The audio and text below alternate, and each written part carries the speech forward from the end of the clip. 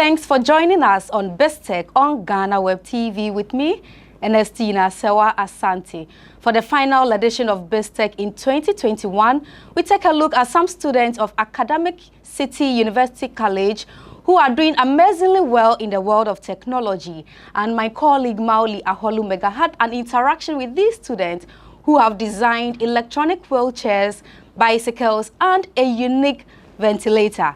Let's take a look at the full report.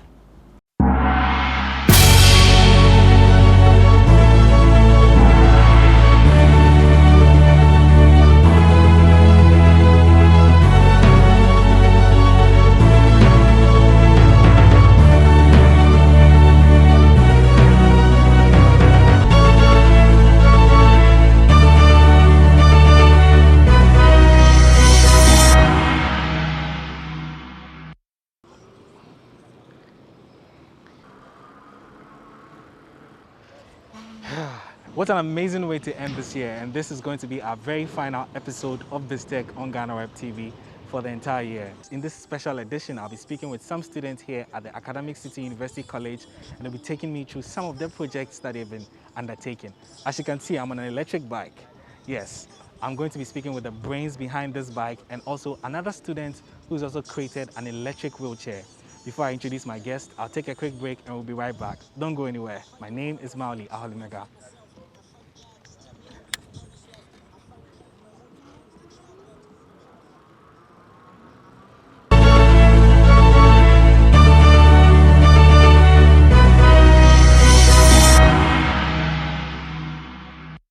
Welcome up on our break. My guest on this week's edition of BizTech is Barnabas Nomo, and he's a student here at the Academic City University College, and he's also a computer science student here. Barnabas, welcome to BizTech. How are you? I'm good, right? Yeah, so you want to show me something. I see this is the ventilator. Yeah. Yeah, so what am I looking at right now? Okay, so this is actually almost about to go out to Kolebu. Okay. Because, you know, during COVID, our school president, Dr. Fred, he started this call to action, and he was asking people if you had skills that you wanted to contribute to some like national development agenda, sign up, and he was going to recruit you. So okay. I think what happened was at that time, all places were locked down, and I asked him if I could join the project, but I live all the way in Koforidua. So, okay. and this is something that I never really expected he was going to do, but he literally went and got a government permission. Okay. And got a car and drove all the way to my dad's house in Koforidua. I was like, hey, I'm here, you know. And so that's how I joined the project. Okay. And on the project, I mean, I study computer engineering, so okay. a lot of lessons you take in like logic gates. Maybe you should sit through one of our classes one day, but it's very practice oriented, where okay. I know a lot of people like to say, oh, we have to move away from theory and shift to practical, but I have realized that, you know, you have to really integrate the theory into your practical learning, and that makes it more empowering. And so a lot of things that we learned, from building simple logic gates to embedded systems to memory management, power management, okay. all those were very, very helpful. Okay. And I feel like it's gave us a great edge. And so we started this, and at that time, sourcing parts were very difficult. Like we had a lot of suppliers trying to get us parts. Sometimes they'll get held at immigrations, you know. Yeah. It was a big, a crazy mess. And finally, the German Corporation for Partnerships gave us a grant. Okay. And so based on that grant, we were able to source materials. You know, the technicians out there are building like 4 more models of this right now. Okay. So it's not just this one alone? No, it's not just this one alone. This is going to, I think this will stay here. Okay. But the ones that are being made right now, okay. We have the controllers here that, like, we've made them modular. So we'll plug all those controllers, and we'll take one to Kolebu, we'll take one to Ghana Standards Authority. Okay. And we'll have them working, just validating what we're building. Okay. Because I think there's a really big push for made in Ghana.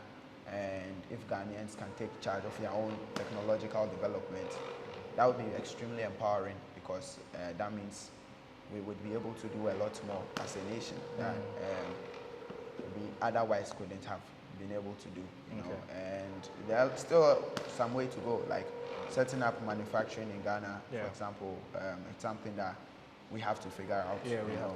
And so I believe that we are getting there.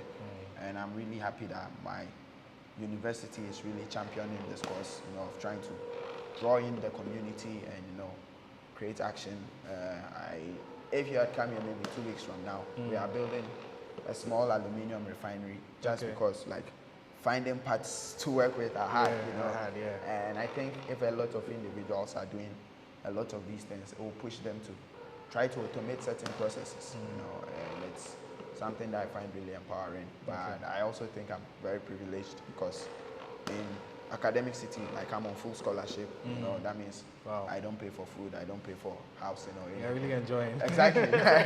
So yeah, I know a lot of people may not have the kind of privilege that I have, and I think it would require more institutions like Academic City, you know, or HSC, like all the private institutions that's trying to do education right, you know, and unfortunately, good education is quite expensive, but I believe, you know, as time goes on, you know, we'll get into a position where the average person can also afford these kind of things. But all in all, I think it's been a really great experience for me. It's been like over maybe a year that we were working on this, just because of sourcing equipment. Lots of things coming into place. Yeah, sometimes you make an order and then they'll like, the order gets cancelled because another company ordered for the same parts that you ordered. And I mean, you don't have that much money to. All right. So I want to come now to the ventilator proper. How did you begin to put all these parts out? I know you studied computer engineering, like you said. So how did you? And I also see a laptop here. So what's the correlation between this and then this? Oh yeah. So that's actually interesting. You know, if you want to build any system, right? You can sit down and break it down as this is an electronics component, this is the mechanical component, right? So, for example, the previous version we had no logic at all. All it had was a motor. It just spins and delivers there, right? And so the thing that we've done differently is that we have a microcontroller, which is really a very small computer on a chip, right? And by having a small computer on a chip, some of the things it allows you to do is that you can now say, look, if there's some process going on, right? Or let's say if you are running and somebody hits this button, right? Hold on. Stop it. I mean, we are still doing integrations, so there are lots of things. But if I hit this, right? Yeah, I realize it's stopped already. You get me? So those are some of the things that we do. Like, for example, if you notice, this arm keeps coming back to the same position. No matter how many times we run it, it's because we have this magnet here and then we have a Hall effect sensor. So what happens is, like, having a microcontroller allows you that kind of autonomy to do these kind of things. Else, you'd have to use a lot of wires, you know. And so over here on my computer, it's really, I write the code here and then I upload it to the microcontroller. So you use your computer engineering skills as well, fuse it into this, and then it works for you. Yeah, exactly. You know, wow, that's quite amazing. But so where do you want to see these items? Like you said, you're doing a couple more in addition. Where do you want to see this? So I mean, most of the paperwork, administrative stuff, you know, it's Dr. Fred, Dr. Lucy. They are good at those things. You know, I think they made it really student-driven. So they usually do not even ask, hey, do this, do that, right? They usually just check for updates and check on deliverables. So for us, on our end, I mean, it would be nice to see that, let's say one day my uncle is sick or something and I see something I made, right? Saving his life, you know. For them to use it. And for me, that's the most empowering thing about engineering, that there are certain things you may do that you may not get like a lot of gratification for instantly, but just knowing how it's going to impact somebody's this life. Specifically for the health sector. Exactly. You know, and like just that alone, I think it's great. So where I want to see it, I think it really depends on how our evaluations with Ghana Standards Authority go. You have to go through the standards. But what they are doing, it's not like they are like trying to say this will work. We are not going to let this pass or we'll let this pass. But what we do is that they're actually very keen. You know, their boss comes around here sometimes. To come and check. Even a Kolebu hospital doctors. So it's more like a very collaborative experience. And so it's more like we are going to give it to them. They give us feedback. This would work, this wouldn't work. Can you change this? So so that we can build a product that we know, for example, with ventilation, if it's a closed loop, then what happens is, for example, if we are delivering too much air, we can burst the person's lungs, right? And so those are like actual legitimate concerns that we have to take care of, you know. And so when they give us a lot of the feedback, we would use that. And I'm hoping that based on, if we're able to meet their requirements, then these could be like mass produced, and they could be in hospitals. They could even be in ambulances, you know. Like we have a battery bank on top of it, and these batteries can last about 7 hours. Like when this thing is running fully, you know, we have emergency modes where, I mean, because today we are doing testing, I cannot show a lot of it. That's fine. That's fine. But we have emergency modes where, let's say, if there was a power outage, we could put it in low power mode, so the screen would be off. Okay. Right? Like, and this thing will just keep running. You know? Even without the power? Yes, because we have batteries on board. Right? So if this is, like this green light is on right now because I have the AC power connected. If I unplug it, you realize that it goes off. Okay, it's completely gone off. Okay. Exactly. So it's stable, and you notice that it didn't have an effect on any the way this was running at all. It was still working. And so there's a lot of engineering that has gone into it. Usually when people see that, like, oh, this is just a box. They don't realize there's a lot more that goes into it. All right. You know? Okay. All right, Barnabas. It's been a very interesting conversation. I know you have some other things to show us as well. So I'll take a quick break and then we'll be right back. Sure. Barnabas Nomo is my guest on this week's edition of BizTech, and he's a student here at Academic City University College. And he's also a computer engineering student. And he's created this ventilator, which is right here. It's a team project. So yes, which is a project he's undertaking as well. We'll take a quick break and we'll be right back.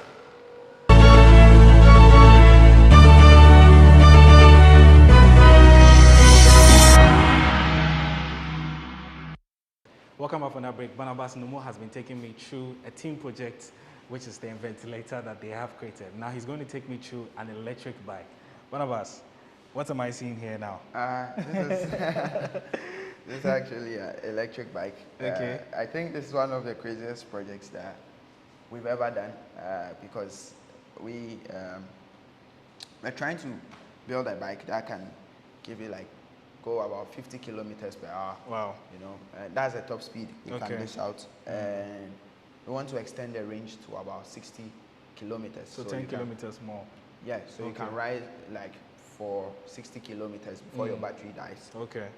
So that's what we've been doing. So what happened was that my friends and I mean, I grew up in a really interesting place. You know, all the boys had BMXs. Like when we were kids, BMXs were like the thing, right? Yeah. So what we did was we actually took the frame from a BMX and we modified it so that it could behave like a mountain bike. You know? And so we've kind of stretched this beyond its limits. I can see some springs and all that. We had to like incorporate those afterwards.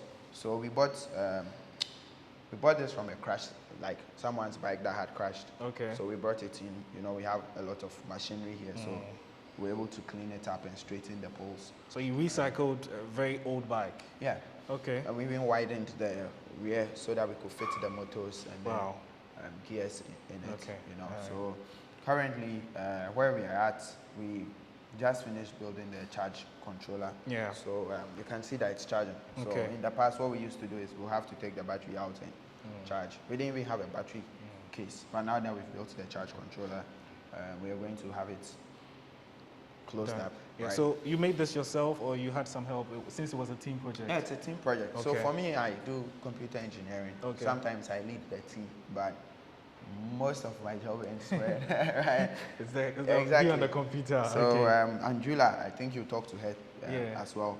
But a lot of the plastics that you see on here, she actually had it. She actually 3D printed it here. So, for example, this hydraulic shock absorber. You know, we have a tight cap that fits on it. We filled it with oil, so the tight cap sits on it so that it doesn't leak, and it's able to build pressure to keep you from The having a bike, bumpy okay, ride. yeah. Right? I see the two, one on the left and Yeah, the one other on the left, right. one Okay. on the right. You Yeah. know, some of the holsters that hold I saw. these Okay. electronics in place, all Yeah. of those we 3D printed it. And we actually designed this on our computer before we actually, you Okay. know, I didn't actually mention that about the ventilator, but a lot of projects we do here, I mean, we have this saying, if you can't figure it out on paper, then you shouldn't be doing it, right? So you have to conceptualize everything first before you bring it up. Yeah, most like that. And the reason why you have to do that is because, you know, hardware is expensive, right? So you can't just be buy, break. You run out of money really fast. So you have to make sure all your models work. Then when your models work and you're satisfied, you know, like first, it will shock you that you start with some funny looking poles, and then you get the underlying concept working. And after the underlying concept is working, you can just add a lot of aesthetics and you beautify it. So that's what we've really done. In a week or two, you wouldn't see this host when you come by because we are you would printing covers all over it. So you design it as well? Yeah, exactly. But we usually make sure the functionality works before you do all that. Yeah, before you do all that. So we threw in some really subtle features. Like there's this speed sensor in the wheels. Okay. So if you are riding at night, the bike was really built for night riding. For daytime. If you are riding at night, like the whole wheel lights up because of this neon bulb there. Yeah. And it's I see another one, a second one also here as well. So those are a few like subtle things we are putting in. Right now it's white because we are trying to prevent it from rusting. Okay. But there's like this really crazy graffiti guy. I don't know. He's on Instagram as a Komofo. Okay. Like he wants to give us some really nice, you know, looks on it. But for now, we are just focusing on making sure that I can do what we want it to do. Right? Yeah. So. Wow, that's really interesting. Yeah. So how many of these do you want to create? Or for now, this is what you have? Actually, we want to build a biking culture on campus. Okay. So one of my friends who I haven't mentioned yet, Jeremiah. Oh, two of my friends actually. Like Jeremiah, Anthony. There are people that I really enjoy working with. Okay. As well as Andrea as well. Yeah. So my team, Angela, Abdul, Jeremiah, Anthony. Right? Okay. Yeah. When you put us together, just know that, you know, crazy like things the come out. Fantastic Yeah. So. Right.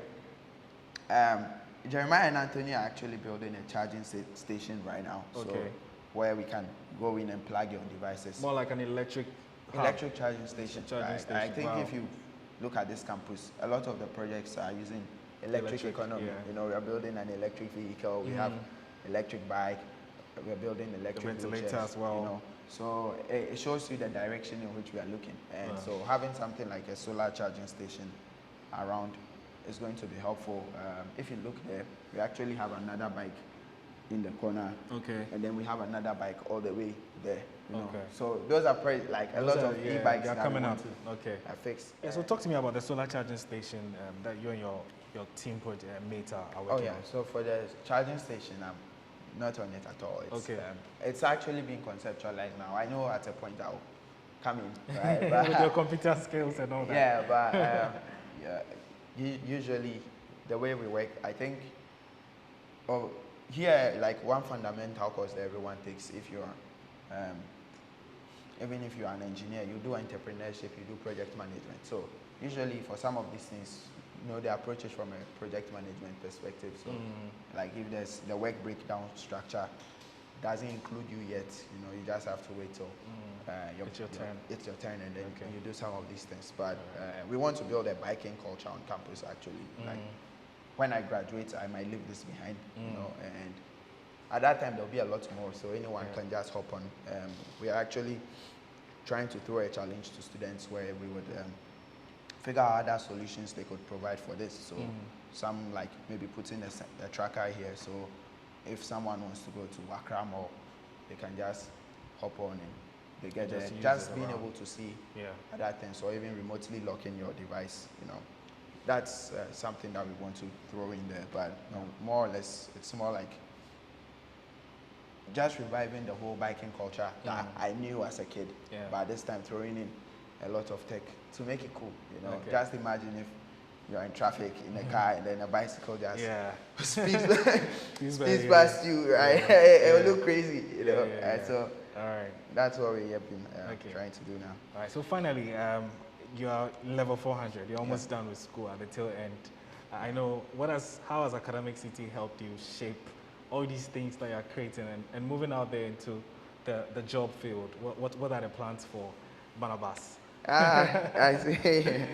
I actually,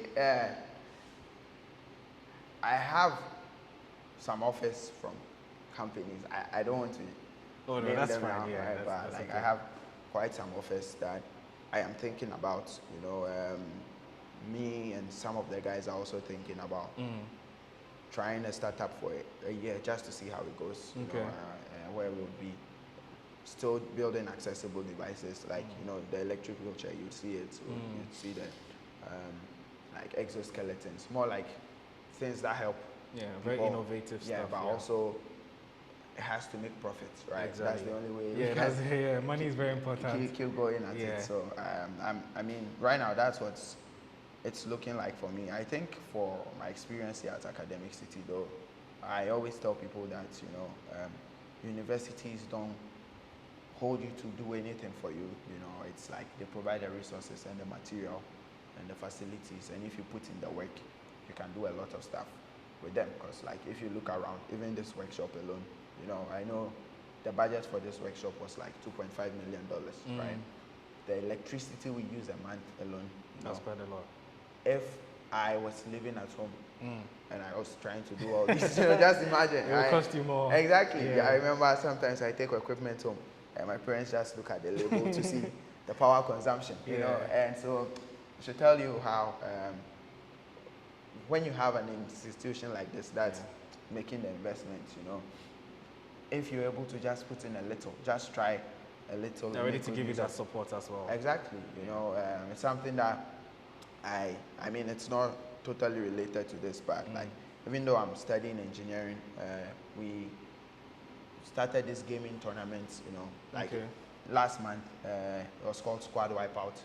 It easily became the biggest Call of Duty mobile multiplayer tournament in West Africa.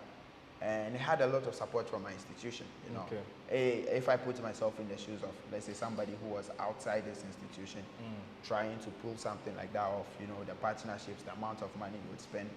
They had 48 players living here on campus, being fed, using Wi-Fi, those kind of things. Just to play a video game. Just to play it, right? And the fact that I'm doing engineering and I was able to pull off such an entrepreneurship feat, it should tell you the kind of impact that we're putting into people. And so usually a lot of parents would ask me, hey, what is the assurance that my kids are in a good place here and all that? I tell them, look at all that's coming up, right? Look at what's happening here, and just form your opinion, because I think that's really important for me. And so I do not really know, honestly, I do not know exactly what I'll do right after school, because I have some offers and I have other things that I feel like I want to try. So I'm still forming my opinion. Okay. But I'm not really scared or anything, because I feel like I have been well prepared to face the world. That's great.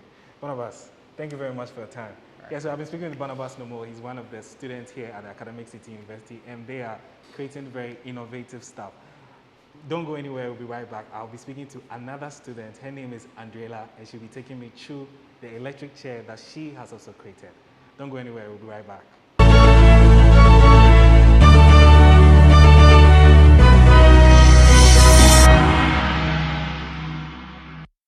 Welcome over that break. My next guest is Andriela Techi, and she is a mechanical engineering student here at the Academic City University College. And she has created an electric wheelchair. Andriela, welcome to BizTech. How are you? I'm good. How are you? Yeah, many thanks for your time. So what am I looking at right now?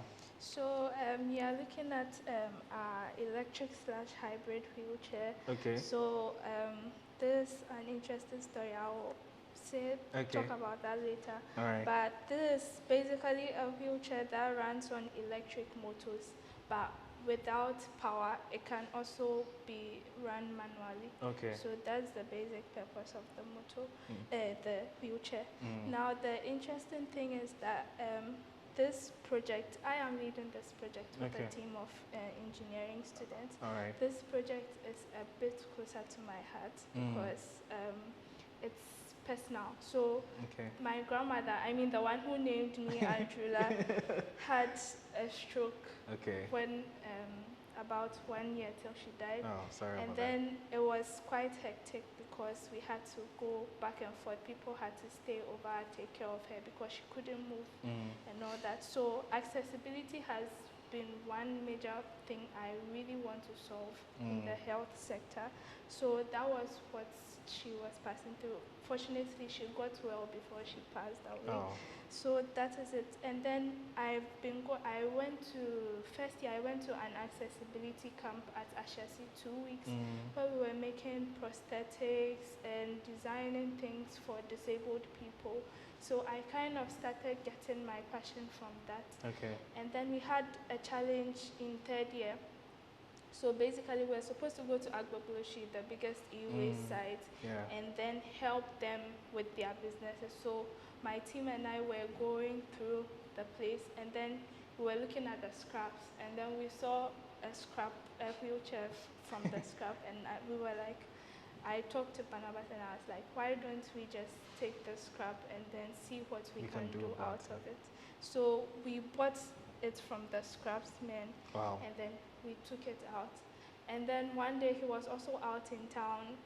We were trying to note that it was very manual. The one we got from scraps, it didn't have any motor attached or something. So it was our mission to make it motorized. So Barnabas was also in town one time, and then he found some old hoverboards, and he called me and he was like, what if we harvest these motors to actually build the wheelchair? So we were like, yeah, let's just get the old hoverboards. So that is it. So he brought the hoverboards, and then we took this whole thing apart. So what we did was that we totally removed everything from the wheels, the spokes and everything. So you actually dismantled the entire thing? We dismantled the entire thing. And then what we did was we redesigned the whole thing, because first it was running manually, and now it has to be run by electric motors. So we designed, with the team, we designed it in SolidWorks, where everything is supposed to go to. SolidWorks is like a software that we use to design the wheelchair. So after we designed everything, then it was time to fix everything back. So what you don't know is that these are the motors, actually. Wow. I actually thought that was like some design or something. Yeah. So these are the motors that are built in the wheelchair. So one thing we did was we had to drill several holes in the wheelchair, in the motors, just to make sure that the spokes will go inside. I mean, we got a craftsman, a bicycle repairer, to be able to fix the spokes for us. So that is what we did. And then we redesigned everything, the whole thing, everything holding the motor. And then we came back. I mean, when we designed this, we had the opportunity to present it at an IDEON conference, which was organized by the school. So that was the first time I talked about. But wait, how long did it take for you to dismantle, reassemble it all over? It took less than a month. Wow. Let me just say that. Yeah. When we got everything, because when we got the scrap, it took a while till we got the motors. But immediately we got the motors and we redesigned everything. I remember we were meeting here every night, or every Friday night. My team and I will come, and then we'll distribute rolls to everyone just here outside the workshop. And we can work till like 2 a.m. I remember the final thing, we even finished at 8 a.m., which means we didn't sleep. You didn't sleep at all. So that is it. So we did it in less than a month, the assembling and everything. And then we presented it at our first IDEON conference.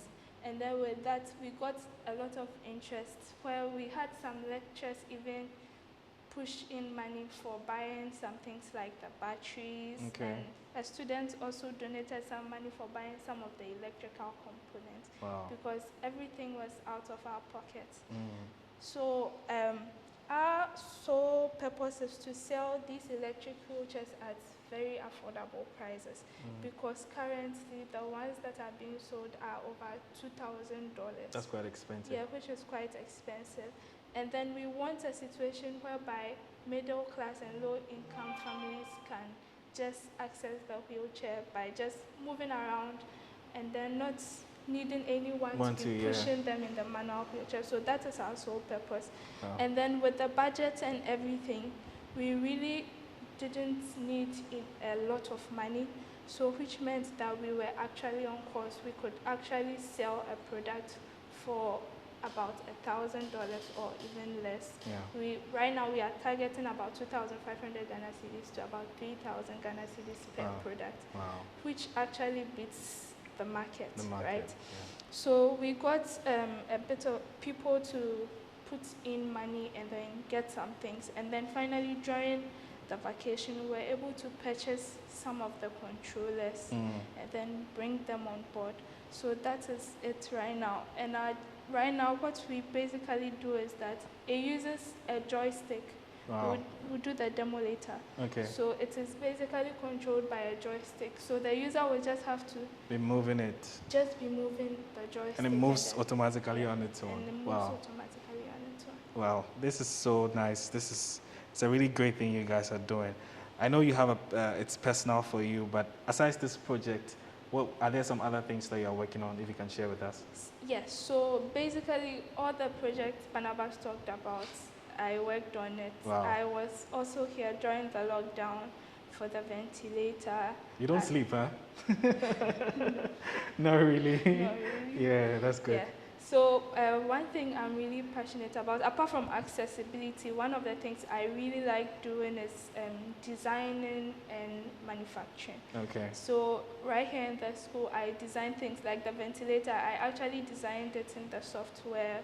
I helped with the analysis of the whole structure and provide manufacturing some of the parts. So with some of the parts, I'll give the technicians the drawings and then they'll produce the parts. I also work with a 3D printer, which is at that place. So I work with a 3D printer. If they need something to be printed, just a minimal design, I can print it for them. If they want to also use the CNC machine to machine some features, I help them code it where the machine can automatically fabricate the metals or the materials used. So that is basically what I do. So I've helped in the ventilator, I've helped in the bicycle. There are other projects I've also helped in, like the autonomous car that is also on campus. I've helped other people work out their projects and then also class projects. Basically, I'm the one designing and then prototyping. So you're basically the engine. You're already an engineer, so yeah, that's great. Yeah, so finally, you've been at Academic City for 4 years. Yes. You're in your final year, right? Yes. How has the school shaped the person you are now and the things that you guys are doing here? Okay, so when I came in here, I didn't really know which direction I was heading in. I know when I came here, I really wanted to be an aerospace engineer. I was so interested in space. Then I started doing mechanical. But working with people on certain projects, I think I've developed passion in robotics more. So it has actually developed my passion into what I really want to go in. And then one thing is that it has provided me with like a lot of people to work with. Like now I know the team I usually work with, they are really helpful. And then what I like about the friends I made here is that they are not afraid to take risks. One thing they usually tell me is that this is the best place to take a lot of risks because we are not going to actually lose a lot compared to outside the school. So one thing is that my team really helps me, comes up with a lot of projects. They are always here motivating you. We are always working on what we want to do. And then one thing is that the lecturers are also very supportive. They are always willing to help you one way or the other. You can always go to them with your model and be like, this is what I want, can you help me? And even with the wheelchair, we had the lecturers come in, oh, I want to help in the electronics part, can you really connect me? So they're collaborative with you guys as well. They are really collaborative and then very supportive. Yes, so that is what they constantly check up on you. How is the wheelchair going? What do you need? Do you need any learning materials? So that's one thing Academic City has done. It has been very supportive. It's a very enabling environment. It has helped me in finding my passion and then pursuing my dreams. That's cool. So what happens to aeronautics now?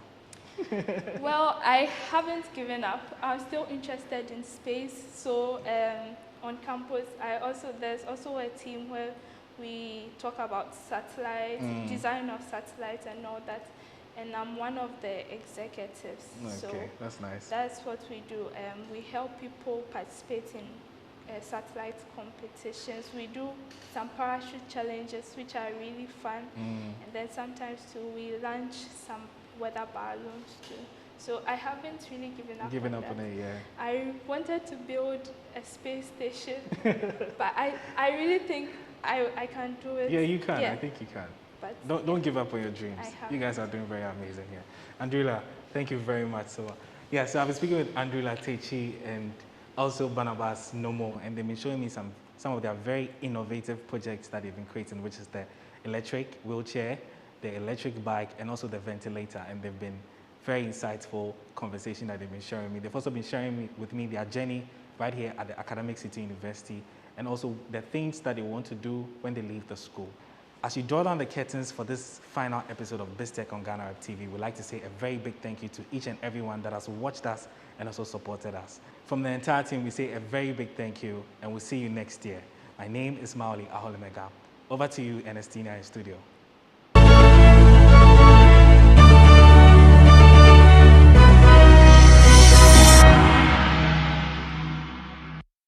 Thank you, Maoli Aholumega, for that report. Let's take a word from the organizers of Bloggers Summit.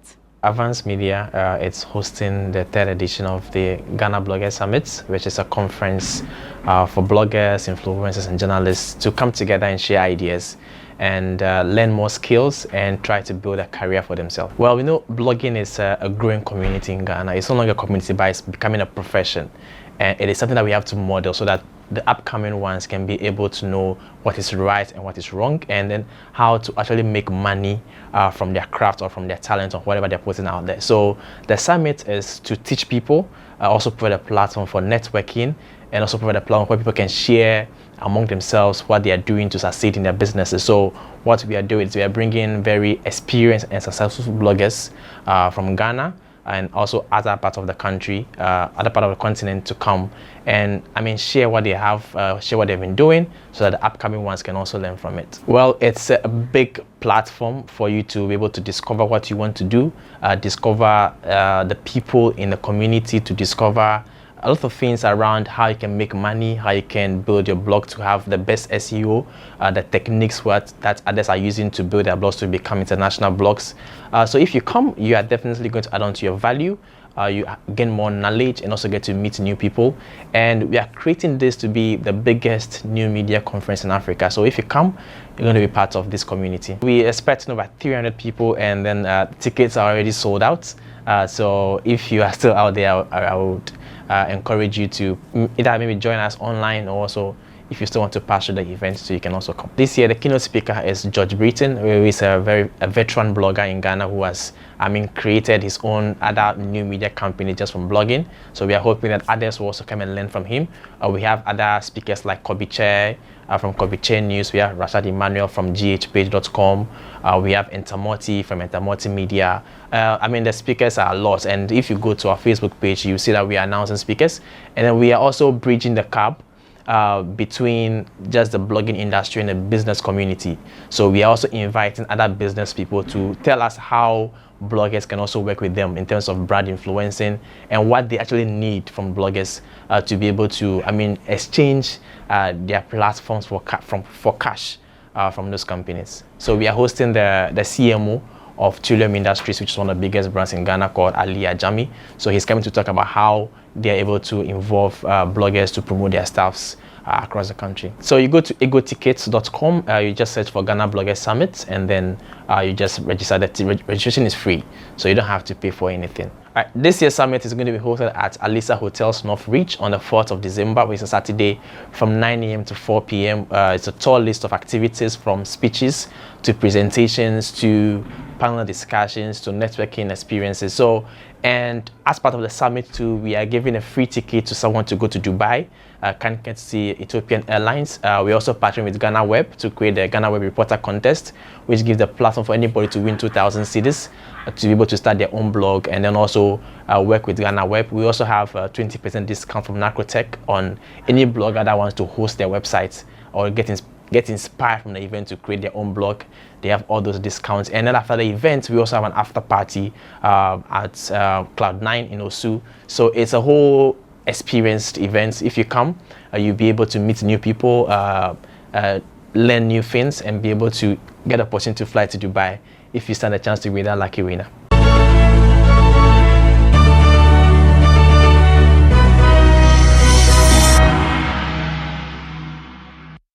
Up next is Biz Headlines.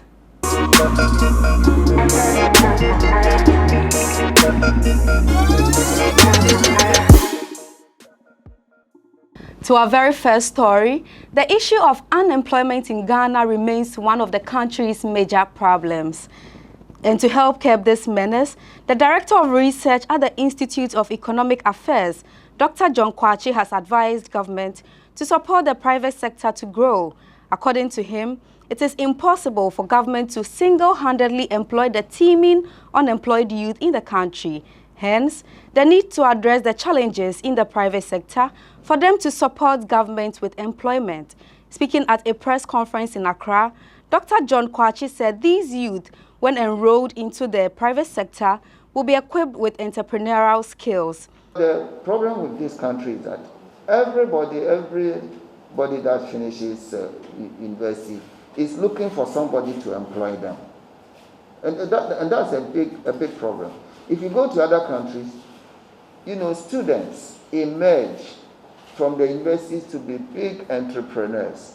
They tell the guys who introduce, Facebook and Google and Twitter and so, they all emerged from universities, to do that. So you don't have to always go looking for somebody to employ. In fact, me personally, if I look at my own life, I always tell myself, if I come back into this world, I'm not going to depend on anybody to employ me. And you wait for them to, first they will determine how much to pay you, and you wait on them every time at the end of the month for them to pay you and all that. If you were to find your own something to do, so it's good that government, has introduced this program they call Youth Starts. That's the biggest one, and so on. And then they have also said that they are also going to support the private sector. Deputy Director General of Operations and Benefits at the Social Security and National Insurance Trust, SNIT, Laurette Koko-Otri, has revealed that the trust withheld the pensions of about 24,333 pensioners, amounting to 186 million cedis as of November 2021. These are people who have not re-enrolled biometrically or not completed or renewed their pensioner certificates and thus have been deleted from the pension payroll since the exercise started in 2018. Speaking at a 3-day operations conference by the trust in Koforidua, Mrs. Otri said 41,508 names of pensioners who had not re-enrolled biometrically or had not completed or renewed their pensioner certificates have been deleted from the pension payroll since the exercise started in 2018. Out of the 41,508 names of pensioners whose pensions were withheld, a total of 17,175 have been reactivated. Per the trust, the deactivation exercise is a mechanism put in place to ensure that pension is paid to only retirees who are alive. However, in cases where an account is deactivated, the trust will reactivate such account when the pensioner renews their certificates. Moving on to our third story, the Director of Petroleum at the Energy Ministry, Benjamin Kwame Asante, has disclosed why Blocks 5 and 6 of Ghana's oil were reserved for direct negotiations and not open for licensing round. According to him, these blocks are in deep water, hence requires people who have experience in deep water exploration to negotiate for its bidding. He further that Blocks 5 and 6 bidding needs people who are financially mature to take over, as works on them is financially challenging. 3 blocks, Block 2, 3, 4, were available for licensing. At the same time, the ministry also made available 2 blocks, 5 and 6, for licensing round negotiation. And that is what he said. I mean, maybe the timing was too bad. But for us, it was for 2 different geological regimes and 2 different water depths. So we expected that people who don't have the deep water experience will not even bid for that point. But of course, I mean, the ones that were not even for bidding, like Block 1, people still put bids there. So you can expect that people might not necessarily want to go by the rules, but just to put in bids. The Ghana Union of Traders Association has hinted on intense protest if government goes ahead with plans to reverse the benchmark value reduction policy. The finance minister, in his budget presentation last week, proposed the reversal of the benchmark reduction policy. Various stakeholders, including the AGI, have commended the move, while others have disagreed with it. Taxation has been one of the strategies government uses to rope in revenue to develop the country. The recent tax to be introduced in the 2022 budget is the 1.75% levy on all electronic transactions. Though this e-levy has received public backlash, the Finance Minister Ken Ofori-Atta has said government will find a way to win the cooperation of the minority in Parliament to accept the e-levy. Just as this matter on taxation is simmering down, the Dankwa Institute has called out government to implement a new policy to tax rent payment. According to the Executive Director of Dankwa Institute, Dr. Antoinette Chibodako, it's about time rent payment is taxed. She said the rate at which people build in Accra and Kumasi to rent for cash is unimaginable. She said renting out rooms or apartments has been a lucrative business in Accra and Kumasi. She said this at a press conference held in Accra. The Social Security and National Trust has said it is running at a loss and may be unable to pay remittances if its debtors do not pay them. As of the end of 2017, the total indebtedness to the Social Security and National Trust stood at 908 million cedis. Out of this amount, government's debt alone stood at 75% of the total debt of the trust. This almost doubled by the end of 2018. Government indebtedness to the trust continues to hurt the scheme's compliance rates and its long-term sustainability. Delays in the payment of due contribution by government have been cited in the actuarial valuation report as hampering the scheme's level of investable funds. As at the end of 2017, the total indebtedness to the trust stood at 908 million, with over 75% of the indebtedness due by government. In addition, indebtedness to the trust has almost doubled in 2018. Delay in contribution payment has been assessed to have a tremendous impact on the long-term cost of the scheme. Recent reports in the media by the Social Security Administration estimated that the total indebtedness to the trust by private employers stood at 230 million Ghana cedis as of September 2021. Nothing was mentioned about the level of government indebtedness to the trust as at the same period. It is imperative that government settles its outstanding indebtedness to the trust and stick to the payment schedule as stipulated in Section 63 of the Act 766. As well, that will represent a good example for private sector employers to follow.